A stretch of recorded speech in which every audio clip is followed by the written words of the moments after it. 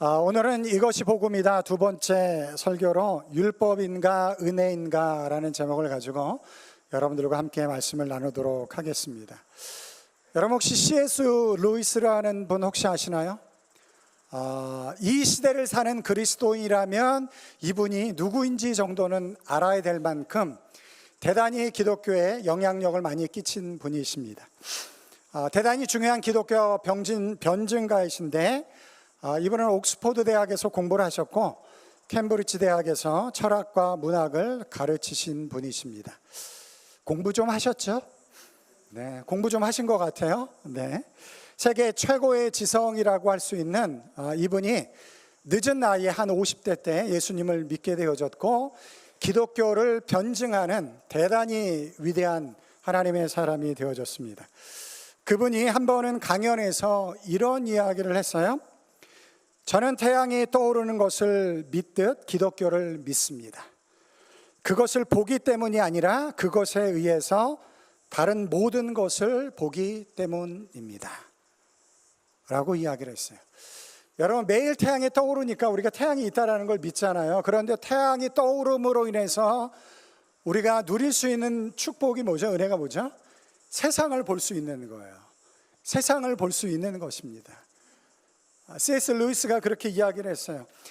내가 예수님을 믿는 거, 예수님을 믿긴 하지만 예수님을 믿기 때문에 내가 다른 세상을 보게 되어졌다.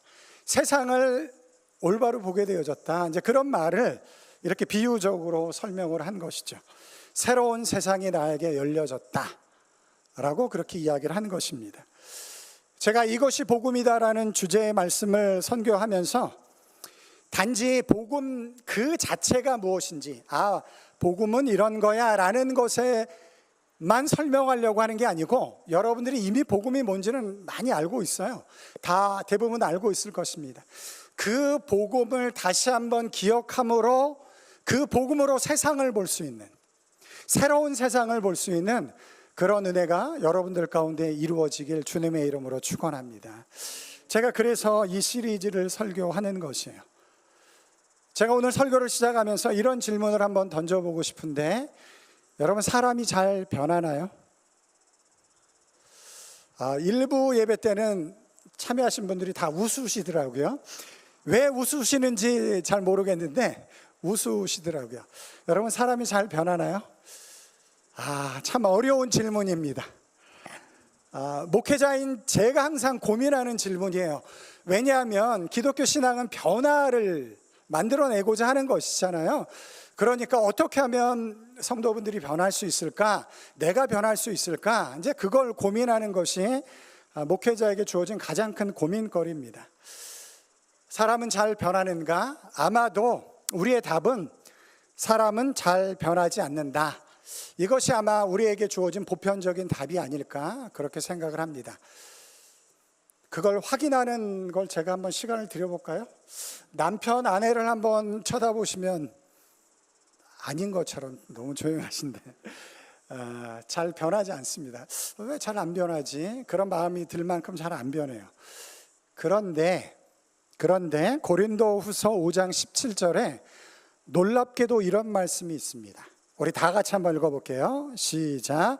그런즉 누구든지 그리스도 안에 있으면 새로운 피조물이라, 이전 것은 지나갔으니 보라 새 것이 되었도다. 아멘.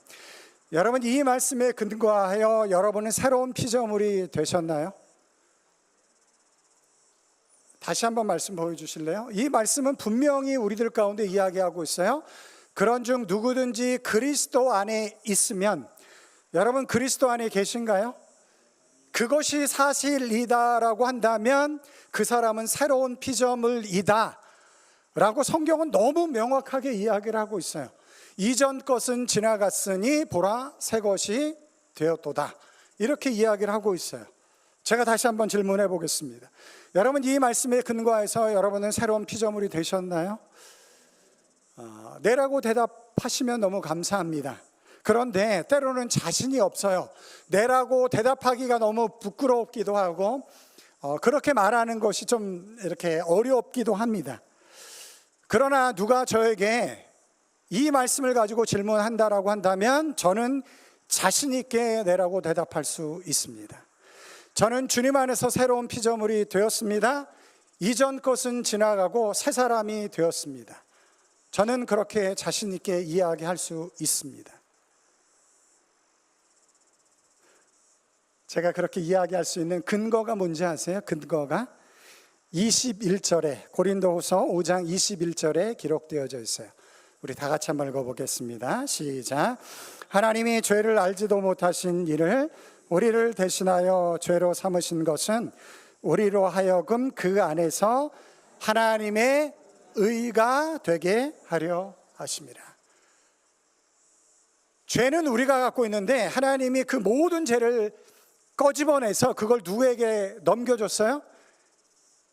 죄를 알지도 못하신 이 예수 그리스도에게 넘겨주심으로 우리가 하나님 안에서, 하나님 앞에서 하나님의 의가 되게 하시는, 물론 예수 그리스도 안에서 주어진 의지만 그 하나님의 의로움이 나의 의가 되게 하시는 은혜 안에서 우리를 새로운 존재로 만드셨다 라고 성경이 이야기를 하고 있어요. 왜 우리가 주님 안에 있으면서 새로운 피조물이 되었다라고 자신 있게 말하지 못하는가? 그 가장 중요한 이유는 뭐냐면 그 근거를 자꾸 나에게서 찾으려고 하기 때문에 그래요. 내가 이렇게 사는데, 내가 이것도 못했는데, 내가 이렇게 살면서 어떻게 새로운 피조물이 되어졌는가 라고 고백할 수 있는가? 잘못된 것입니다. 그건 복음이 아닙니다. 예수 그리스도의 복음은 나를 근거로 내가 새로운 피조물이 되어졌다라는 걸 이야기하는 게 아니고 하나님께서 나에게 어떤 일을 행하셨는가를 근거로. 여러분 그 차이점을 아실래요? 만약에 그리스도 안에서 내가 새로운 피조물이 됐는가를 내가 행하는 것을 기준으로 물어본다라고 한다면 저는 절대로 내가 새로운 피조물이 되어졌다라고 그렇게 이야기할 수가 없어요. 왜냐하면 그런 사람이니까 내가 아무리 선하게 살려고 해도 그렇게 살 수 없는 걸 내가 알기 때문에 그래요. 하나님의 기준에 맞춰서 살 수 없다라는 것을 저는 압니다. 그걸 기준으로 내가 새로운 피조물이 된 게 아니고 성경은 무엇을 근거로 이야기하냐면 하나님이 내 안에 행하신 일, 특별히 예수 그리스도의 십자가를 통해서 내 안에 행하신 일로 인해서 내가 새로운 피조물이 되어졌다 라는 것을 성경이 이야기하고 있어요. 그 기준의 근거에서 저는 당당하게 자신 있게 이야기할 수 있어요. 저는 그리스도 안에서 새로운 피조물이 되었습니다. 제가 다시 한번 여쭤볼게요. 여러분 그리스도 안에서 새로운 피조물이 되셨나요? 그게 우리의 믿음인 거예요. 그게 바로 복음인 것입니다. 나를 기준으로 하면 내가 하나님의 자녀가 될 수 없죠. 새로운 피조물이 될 수가 없죠. 그러나 하나님께서 나를 위해서 행하신 일을 근거로 우리는 새로운 피조물이 된 거예요. 그게 하나님의 은혜인 것입니다. 로마서 5장 8절 말씀에 이런 말씀이 있어요. 우리 다 같이 읽어볼게요. 우리가 아직 죄인 되었을 때에 그리스도께서 우리를 위하여 죽으심으로 하나님께서 우리에 대한 자기의 사랑을 확증하셨느니라. 하나님의 사랑이 이런 것이다라는 것을 예수 그리스도가 우리를 위해서 죽으심으로 보여주셨다라고 이야기를 하고 있어요. 그런데 하나님이 예수 그리스도를 십자가에 죽게 하실 때 우리의 사랑을 보여주셨는데 그 사랑을 보여주게 되어질 때 우리의 조건이 무엇인가요? 조건이 우리는 어떤 상태였나요? 죄인이었다라는 거예요. 다시 한번 보여주실래요? 우리가 아직 죄인 되었을 때에, 우리가 잘나서 하나님이 우리를 사랑한 게 아니고 예수 그리스도가 우리를 위해서 십자가에 죽은 것이 아니고 우리가 아직 죄인 되었을 때, 아직도 우리가 허물을 벗지 못한 그 죄인된 모습으로 있을 때 하나님께서 그리스도를 우리를 위해서 십자가에 죽게 하심으로 하나님의 사랑이 얼마나 큰 것인지, 하나님이 사랑이 얼마나 큰 것인지를 우리에게 보여주셨다라는 거예요. 그래서 에베소서 2장 8절 9절은 이렇게 이야기를 합니다. 너희는 그 은혜에 의하여 믿음으로 말미암아 구원을 받았으니 무엇으로 구원을 받았다고요? 믿음인데 믿음에 선제되어지는 것이 있어요. 뭐죠? 은혜에 의하여. 하나님이 주신 은혜 때문에 우리가 믿음을 갖게 되어지고 그 믿음으로 인해서 우리가 구원을 받았다라는 거예요. 그런데 많은 분들이 착각하고 있습니다. 뭘 착각하고 있냐면 내가 이렇게 행해야지, 내가 하나님이 기뻐하시는 이런 일을 행해야지 하나님이 나를 구원해 주실 거야. 그래서 교회에 와서 예배를 드릴 때마다 주눅이 들어요. 지난 한 주일 동안도 그렇게 살지 못했어요. 하나님이 기뻐하시는 삶을 살지 못했어요. 그 고백 가운데 교회에 나와서 기쁨과 감사가 있어야 되는데 도리어 주눅 들고 어려운 마음 가운데 교회에 나올 때가 있습니다. 그런 부분이 필요합니다. 그러나 오늘 제가 말씀하고자 하는 것은, 말씀드리고자 싶은 건 뭐냐면, 그러함에도 불구하고 우리를 사랑하셔서 하나님의 자녀로 우리를 품으신 그 사랑이 우리를 결국은 구원하셨다라는 거예요. 그래서 이 자리에 나올 때 그 사랑 때문에 감격하는 거예요. 그 사랑 안에서 하나님을 사랑하는 것을 우리가 믿음으로 고백하는 거예요. 하나님, 내가 구원받을 자격이 너무 없지만, 아무것도 없지만, 그런 삶을 한 주일 동안 살아왔지만 그러함에도 불구하고 나를 구원하시고 하나님의 자녀 삼으신 그 사랑이 큽니다. 그 사랑이 감격스럽습니다. 그 믿음을 가지고 나와서 예배 드리는 것입니다. 그게 복음이에요. 만약에 행위로 판단해서 하나님의 구원받은 사람을 결정한다라고 한다면 여기서 하나님의 구원받을 수 있는 사람은 한 사람도 없어요. 그게 성경이 말하는 거예요. 그런데 우리 모두가 다 구원받아서 하나님의 은혜 안에서 예배를 드리고 있습니다. 그게 갚을 수 없는 하나님의 사랑과 은혜예요. 그래서 9절에 이렇게 이야기를 합니다. 행위에서 난 것이 아니니 이는 누구든지 자랑하지 못하게 함이라. 여러분, 기독교 신앙의 본질은 은혜입니다. 물론 우리가 율법을 잘 지키고 올바른 삶을 살아야 되는 것 분명한 사실입니다. 그것이 너무너무 중요한 것인 것 사실이에요. 그러나 기독교 신앙의 출발은, 기독교 신앙의 본질은 은혜이어야만 합니다. 그 은혜가 놀라운 일을 일으켜요. 그 은혜가 놀라운 일을 일으킵니다. 어떤 일을 일으키냐면 사람을 변화시켜요. 그 은혜를 경험한 사람들은 변화하게 되어져 있습니다. 그 은혜를 경험한 사람들은 하나님의 은혜 안에서 새로운 가치관과 새로운 믿음을 가지고 그 땅의 삶을 살아갈 수밖에 없어요. 왜냐하면 그 은혜가 너무 크기 때문에 그렇습니다. 여러분들 자녀 키울 때 이거 하지 마라, 이거 하지 마라, 이거 하지 마라 그러면 아이들이 안 하죠. 어떻게 보면 그게 율법이라고 할 수 있는데, 행위라고 할 수 있는데, 이거 하지 마, 이거 하면 안 돼, 이거 하면 절대로 안 돼, 내 아들이 아니야, 이렇게 이야기한다고 아이들이 지키나요? 아이들이 지키지 않습니다. 그런데 아이들이 혼을 낼 것 같은데 엄마가, 그래, 너는 나의 정말 사랑하는 아들이야, 그래서 내가 이번만은 용서해 줄게, 이런 감동적인 은혜가 주어질 때 아이들의 마음에 감동이 생기는 거예요. 그들 삶에 조금씩 변화가 일어나는 것입니다. 은혜에 대해서 이야기할 때마다 제가 여러분들에게 오해하지 말아야 될 것이 있어요. 교회 안에서 우리가 은혜를 이야기할 때 보통 이렇게 이해를 합니다.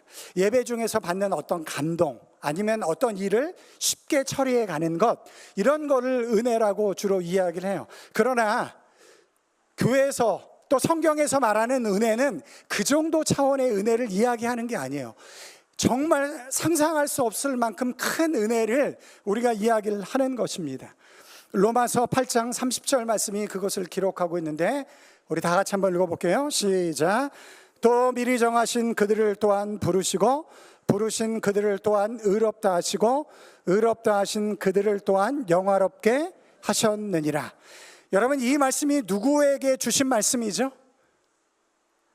이 그들 안에 누가 포함되어져 있죠? 우리가 포함되어져 있습니다. 우리에게 주신 말씀이에요. 또 미리 정하신 김명권을 또한 부르시고 부르신 김명권을 또한 의롭다 하시고 의롭다 하신 김명권을 또한 영화롭게 하셨느니라. 하나님의 계획과 섭리 속에 저의 인생을 끄집어 들이셔서 내가 너의 인생을, 너의 삶을 이렇게 만들고 가겠다, 하나님께서 우리들 가운데 그렇게 약속해 주신 거예요. 그게 은혜인 거예요. 그게 한 번 감동받고 끝나는 정도의 은혜가 아니고, 여러분들의 인생이 하나님의 계획과 섭리 속에 담겨져서 결국에는 어느 단계까지 가요? 영화로운 단계까지 우리의 삶을 이끌고 하나님이 가시겠다. 믿어지시나요? 저는 믿어집니다. 그래서 저는 너무너무 감사해요. 제가 말씀드린 것처럼 저는 운동을 너무 좋아하는 사람인데, 제가 고관절을 다쳐서 운동을 못하게 됐어요. 대학교 2학년 때부터.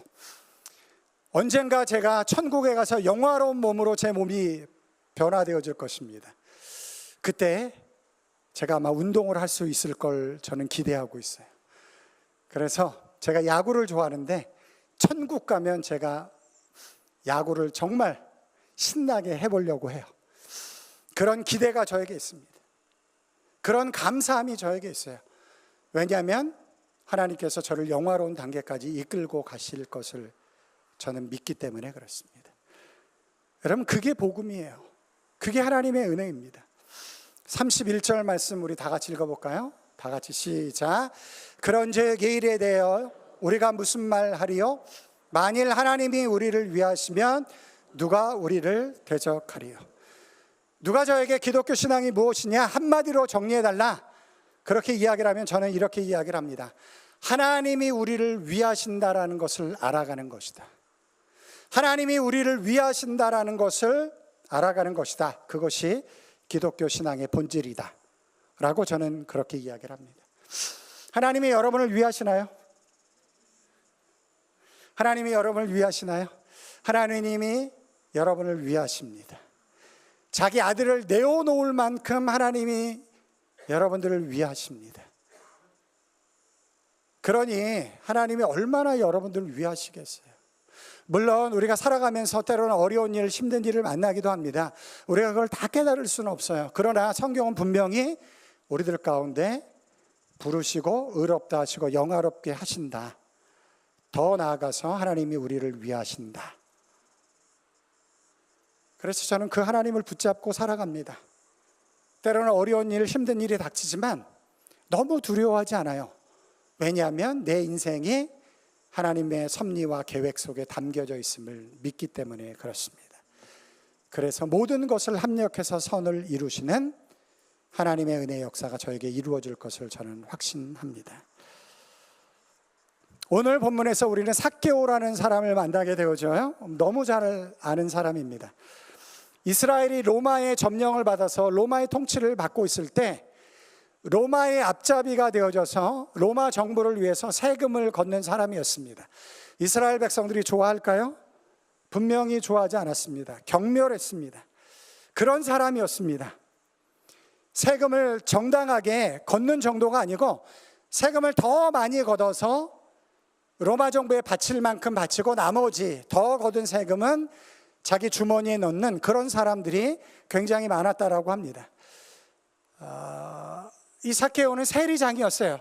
그 중에서 또 우두머리였습니다. 그래서 그런지 2절 말씀을 보면 삭개오도 세리장이요 부자였다라고 그렇게 기록을 하고 있어요. 제가 한번 여쭤보겠습니다. 올바른 삶을 사는 사람인가요? 이스라엘 땅에서 올바른 삶을 사는 사람인가요? 율법을 준행하는 사람인가요?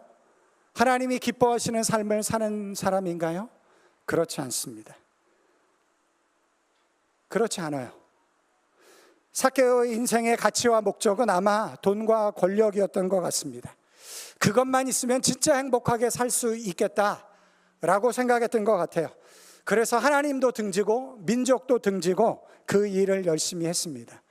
그런데 그에게 주어진 현실은 돈도 있었고 권력도 있었지만 그 유익함을 함께 누릴 사람이 없었어요. 돈도 있고 권력도 있었지만 그 유익함을 함께 누릴 수 있는 사람이 없었어요. 제가 말씀을 준비하다 이런 생각을 해봤어요. 여러분, 만약에 하나님이 여러분을 구원하셔서 천국에 갔는데 천국에 나밖에 없어. 그러면 그곳이 천국인가요? 저는 천국이 안 될 것 같아요. 내성적인 사람은 혹시 천국일지 모르겠지만, 그러나 내성적인 것도 하루 이틀이지, 나 혼자 아무리 좋은 게 있으면 뭐랍니까? 같이 누릴 사람이 있어야지 행복한 거죠. 삭개오가 그랬던 것 같아요. 외로웠고 불행했고 극심한 고독이 그에게 찾아왔습니다. 그래서 예수님을 만나려고 했던 거예요. 예수님의 소식을 듣고 예수님을 만나고 싶었습니다. 경멸과 저주의 대상이었기 때문에 사람을 항상 피하면서 살았지만, 예수님을 따르는 많은 사람들이 있었음에도 불구하고 자기의 문제를 해결할 수 있는 것은 여기밖에 없다라고 믿었기 때문에 예수님을 보고자 급기야 돌 무화과 나무에 올라가기까지 했습니다. 그만큼 그의 삶이 병들어 있었다라는 것이에요. 그만큼 그의 삶이 병들어 있었습니다. 근데 놀라운 일이 벌어졌어요. 5절 말씀인데 우리 다 같이 한번 읽어볼게요. 시작. 예수께서 그곳에 이르사 쳐다보시고 이르시되 삭개오야 속히 내려오라. 내가 오늘 내 집에 유하여야 하겠다 하시니, 놀랍게도 예수님이 그러한 사람 집에 거하겠다라고 이야기를 하십니다. 놀랍게도 예수님이 그 사람의 이름이 무엇인지를 이미 알고 계셨다라는 거예요. 제가 중요한 질문을 한번 해볼게요. 여러분, 예수님이 삭개오 집에 들어가는 것이 율법적으로 올바른 일인가요? 율법적으로 올바른 일이 아닙니다. 왜냐하면 그 사람은 하나님의 뜻 가운데 살지 못하는 죄인이기 때문에, 죄인과 함께하면 부정한 사람이 되는 거예요. 7절 말씀이 이렇게 기록을 하고 있어요. 뭇사람이 보고 수군거려 이르되 저가 죄인의 집에 유하러 들어갔도다 하더라. 여러분, 예수님이 삭개오의 집에 들어간 이유는 삭개오가 올바른 삶을 살았기 때문이 아닙니다. 삭개오는 죄인이었고 사람들로부터 저주와 경멸의 대상이었습니다. 그러함에도 불구하고 예수님은 삭개오에게 은혜를 베풀고 싶었어요. 하나님의 사랑을 증거하고 싶으셨습니다. 하나님의 계획과 섭리 속에 그 인생을 담고 싶으셨어요. 그래서 은혜를 베푸심으로 그의 이름을 기억하고 죄인된 집에 들어가셔서 예수 그리스도의 복음을 말씀하심으로 그에게 하나님의 구원에 임하게 하시는 그런 은혜를 삭개오에게 베푼 것입니다. 행위가 먼저가 아니고 은혜가 먼저라는 거예요. 그 하나님의 은혜로 여전히 우리가 부족하지만, 여전히 우리가 한계 가운데 있지만, 그 은혜로 우리를 구원하셔서 하나님의 자녀로 이 땅의 삶을 살아가게 하시는 줄 믿습니다. 자꾸 행위로 나를 정죄하지 마세요. 하나님은 내 사랑하는 아들, 딸이야 라고 이야기하는데 자꾸 나는 하나님 저는 이래요, 저는 이래요. 물론 그런 부분이 전혀 필요 없다라는 건 아니에요. 그건 다음에 설명할게요. 그러나 오늘은 하나님이 자랑스러워 하시고 기뻐하시는 딸과 아들로 여러분들을 받아들일 수 있는 은혜가 있기를 주님의 이름으로 축원합니다. 그리고 삭개오가 변화되어졌어요. 상상하지 못한, 과연 삭개오가 예수님을 만나고 싶었지만 예수님이 과연 나의 이름을 아실까? 내 집에 과연 찾아오실까? 상상도 하지 못한 일이 그에게 일어나니까, 그런 은혜가 그에게 주어지니까 그의 삶이 변화되어지기 시작을 합니다. 8절 말씀이에요. 우리 다 같이 읽어볼게요. 시작. 삭개오가 서서 주께 여짜오되 주여 보시옵소서, 내 소유의 절반을 가난한 자들에게 주겠사오며 만일 누구의 것을 속여 빼앗은 일이 있으면 내 갑절이나 갚겠나이다. 은혜를 경험하고 나니까, 하나님의 은혜가 뭔지 알고 나니까 그가 변화되어지기 시작을 하는 거예요. 행위로 변화되어지, 하나님의 은혜를 경험하게 되어질 때 그 은혜로 인해서 우리의 삶이 변화되어지는 거예요. 그래서 하나님이 기뻐하시는 삶을 살아갈 수 있는 능력이 우리들 가운데 주어지는 것입니다. 그래서 율법이 먼저가 아니고 행위가 먼저가 아니고 은혜가 우리들 가운데 먼저 주어져야 하는 것입니다. 제가 타우랑가에 살 때 휴가를 얻었어요. 휴가를 얻어서 오클랜드로 휴가를 즐기기 위해서 왔습니다. 오클랜드로 휴가를 즐기기 위해서 왔어요. 지방에 사는 사람들은 오클랜드가 휴가지입니다. 그래서 맛있는 것도 먹고 또 뭐 쇼핑도 하고 재밌는 데도 가고 이제 그렇게 합니다. 그런데 그 휴가 기간 안에 주일이 있었어요. 그래서 오클랜드에 있는 한 교회를 저희들이 가게 되어졌습니다.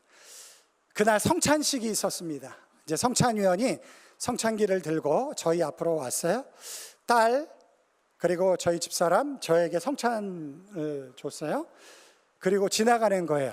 그 자리에 누가 있었냐면 저희 아들도 있었는데, 그래서 아들에게는 성찬기를 내밀지 않고 그냥 지나가는 거예요.